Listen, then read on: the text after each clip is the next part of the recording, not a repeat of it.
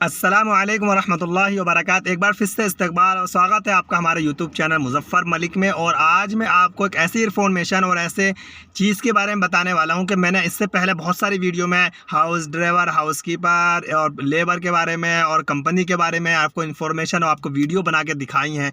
और आज मैं आपको ऐसी वीडियो बना के दिखाने वाला हूँ और बताने वाला हूँ वीडियो में कि यहाँ सऊदी के अंदर जो सऊदी के घरों पर काम करने वाली शगालाएँ, जिनको बोला जाता है अरबी में यानी कि आमिला और हिंदी में जिसको नौकरानी बोलते हैं, उसके बारे में बताने वाला हूं कि वो कितने रुपए की तनख्वाह यहाँ लेती हैं, इंडिया के कितने हज़ार की तनख्वाह उनकी होती है, और सऊदी के अंदर वो सऊदी के घरों पर रहती हैं, उनको क्या क्या काम करना पड़ता है और किस मरहले से किस हालातों से वो गुज़रती हैं, और कौन सी कंट्री की ज़्यादा होती हैं, कौन सी कंट्री के ज़्यादा पैसे मिलते हैं। ये सारी बातें आपको इस वीडियो में मिलने वाली हैं। तो आपसे रिक्वेस्ट है कि जिन्होंने हमारे चैनल मुज़फ़्फ़र मलिक को अगर सब्सक्राइब नहीं किया, प्लीज़ आप सब्सक्राइब कर दें हमारे चैनल को। और आपको वीडियो में मैं आपको ये बताने वाला हूँ, सबसे पहले आपको कि शगाला किसको बोलते हैं, जो नौकरानी जिसको घरों में काम करने वाले बोला जाता है, यानी कि खद्दामा भी बोलते हैं उनको, जो घर में काम करती हैं।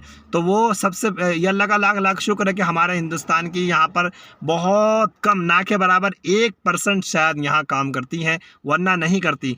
और अगर करती भी हैं तो आप देख लीजिए क्या हॉस्पिटल वगैरह में नर्सों का काम करती हैं, जो हमारे स्टेट केरला की होती हैं, हमारे हिंदुस्तान के, वो अल्हम्दुलिल्लाह वो यहाँ रहती हैं, वो अच्छी पोस्ट पे होती हैं। यहाँ पर क्या कहते हैं, सो नर्स का काम करती हैं, जॉब किसी हॉस्पिटल वगैरह में होती हैं। और घरों पे काम करने वाली इंडियन शगालाएँ, जिनको नौकरानी या जिनको आमिला बोला जाता है, वो बहुत कम होती हैं। सबसे ज़्यादा यहाँ काम करने वाली अगर आपको सऊदी अरबी मुल्क घरों में मिलेंगी, वो सबसे नंबर 1 पे फ़िलिपीन और इंडोनेशिया की ज़्यादा मिलेंगी। उसके बाद अफ्रीकन मुल्क की यानी कि इथोप की हैं, सूडानी होती हैं, या आप इथोप की देख लो, या सूडान की देख लो, या युगांडा की देख लो, या बहुत सारे और ममालिक हैं जहाँ की यहाँ रहती हैं बहुत। और दूसरी बात ये कि हमारे हिंदुस्तान से बहुत ऐसे ममालिक हैं, मुल्क हैं कि बहुत गरीब हैं, और हमारा मुल्क अल्हम्दुलिल्लाह बहुत अच्छा है इन बातों में कि हिंदुस्तान की यहाँ पर नौकरानी के तौर पर लड़कियाँ बहुत कम काम करती हैं, ना के बराबर। और तनख्वाह कितनी होती है उनकी, तो सबसे पहला और सबसे जो अच्छा सवाल यही है, आपके माइंड में घुसा होगा कि नौकरानी कितनी तनख्वाह कमाती हैं, नौकरानियों को कितनी तनख्वाह मिलती है, काम करने वाले को सऊदी के अंदर कितनी तनख्वाह मिलती है, और जो इंडिया से जाती हैं उनको कितनी तनख्वाह मिलती है। तो मैं आपको बताना चाह रहा हूँ भाई, अगर कोई सऊदी पर्सनल अपने वीज़े पे किसी मुल्क, इंडिया या बांग्लादेश या पाकिस्तान या और कंट्री से अगर बुलाएगा वो, तो वो नॉर्मल अच्छी तनख्वाह देता है बमुकाबिल ऑफिस या कंपनी से। यानी कि अगर कोई सऊदी अरब का शेख अपनी घर के काम के लिए किसी नौकरानी को हायर करता है, बुलाता है पर्सनल अपना वीज़ा दे के ऑफिस को, तो वहाँ गवर्नमेंट से वीज़ा निकाल के अप्लाई करके वो ख़ुद बुलाते हैं, अपनी रिस्पॉन्सिबिलिटी पे बुलाते हैं और अपनी ज़िम्मेदारी लेते हैं सारी चीज़ों की। तो वो तनख्वाह ज़्यादा वो देते हैं, वो 1300 से 1400-1500 तक देते हैं तनख्वाहें। और अगर वो ऑफिस से बुलाते हैं किसी को, या आप काम करने वाली आप लेडीज़ को है और सुनना ही है इस वीडियो को, अगर आप सोच रही हैं कि हम सऊदी अरब काम करने के लिए जाने वाले हैं या सोच रही हैं, तो आप ऑफिस का वीज़ा लगवाएंगे तो आप ऑफिस वाले आपको बहुत कम तनख्वाह देते हैं। ऑफिस वाले सिर्फ 1000-1200 तनख्वाह देते हैं, इससे ज़्यादा नहीं देते हैं। मैं उसकी बात कर रहा हूँ आपको जो घरों में काम करने वाली होती हैं, किसी हॉस्पिटल वगैरह या किसी और दूसरे शोबों में काम करने वाली की मैं बात बिल्कुल नहीं कर रहा, मैं सिर्फ घर में काम करने वाले की बात कर रहा हूँ। तो उनकी तनख्वाहें सिर्फ ऑफिस के ज़रिए 1000 से 1100 रुपये होती है। और अगर पर्सनल वीज़े पर अगर आएंगी, कोई बुलागा, कोई आपका भाई है, रिश्तेदार है, या कोई दोस्त है, या कोई भी है आपको पर्सनल वीज़ा दिलाता किसी कफ़ील का, किसी सऊदी का, तो वो आपको तनख्वाह माकूल मिलती है, तकरीबन 1300, 1400, 1500 भी हो सकती है। 1300 तो होती है, नॉर्मली हो जाएगी इंशाल्लाह। तो 1300 के वही आप लगा लीजिए कितने होते हैं, 26-27 हज़ार रुपये इंडियन आपको तनख्वाह मिलेगी। और अगर ऑफिस के ज़रिए आएंगे तो आपको 20,000 रुपये मिनिमम मिलेंगे, इससे ज़्यादा नहीं मिल सकते। लेकिन दूसरी बात एक ये है कि यहाँ पर घरों में, सऊदी के घरों में काम क्या होता है और क्या क्या काम करना पड़ता है भाई। सबसे पहले आपको बर्तन साफ़ करने पड़ेंगे, झाड़ू देनी पड़ेगी, पोछा लगाना पड़ेगा, कपड़े साफ़ करने पड़ेंगे, कपड़ों प्रेस करना पड़ेगा, उनके घर को साफ़ करना पड़ेगा, उनके टॉयलेट को साफ़ करना पड़ेगा, और उनके छोटा अगर बच्चा है कोई बेबी तो उसको साफ़ करना पड़ेगा, उसको देखना पड़ेगा, उसको खिलाना पड़ेगा। और उसके अलावा भी खाना भी बनाना पड़ेगा आपको। अगर आप सहीशुद हैं तो खाना ही बनाना पड़ेगा। सहीशुद का मतलब ये है कि अगर आप साफ़ सुथरी हैं देखने में, तो वो लोग फिर किचन का खाना भी बनवाते हैं। और अगर ऐसा उनका दिल नहीं करता तो वो खाना का काम नहीं कराते हैं, वो सिर्फ सफाई वगैरह का काम कराते हैं। तो ये उनके दिल की बात है। और बहुत सारे घरों में होता है कि मैडम लोग बना देती, वो उनसे कटिंग करा लेती हैं, सफाई करा लेती हैं, सारा रेडी करा लेती है, वो आन के मैडम ही उसको बनाएगी। हालांकि उनके घरों में बहुत कम खाना बनता है, अब तो खैर ज़्यादा बनने लगा। इससे पहले ऐसा था कि घरों में खाना बहुत कम बनता था, सब होटल से आया करता था, होटल से ऑनलाइन बुक करा दिया या किसी ड्राइवर से मंगा लिया या शोहर लिया या कोई भी लिया, लेकिन अब घरों में बनाना पड़ता है।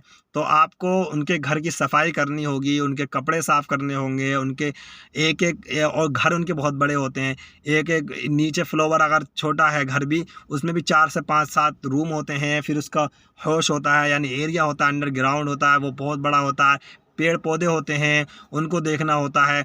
और सुबह को नाश्ता होता है, खाने का बहुत अजीब इनका हिसाब है। सुबह को नाश्ता होता है, उसके बाद में 10 बजे फिर उनके कहवा चाय दो उनको, उसके बाद में फिर 1 घंटे बाद कहवा चाय दो, फिर दोपहर का खाना होता है, फिर उसके बाद में दोपहर के बाद फिर चाय नाश्ता का होता है, फिर मगरिब के टाइम पे कहवा चाय होती है, उसके बाद फिर 10 बजे 11 बजे वो होता है, क्या कहते हैं, खाना होता है रात का। फिर रात हो जाती है। यानी नौकरानी अगर कोई ऐसी है कि सुबह को जब उठती हैं तो वो रात को 11-12 बजे से पहले नहीं सो सकती सऊदी के घर में। तो आप लोग जो भी हमारे इस वीडियो को देख रहे हैं, इंडिया, पाकिस्तान, बांग्लादेश, पाकिस्तान से भी नहीं आती कोई काम करने वाली, ना ही इंडिया से आती हैं, बहुत कम, ना के बराबर।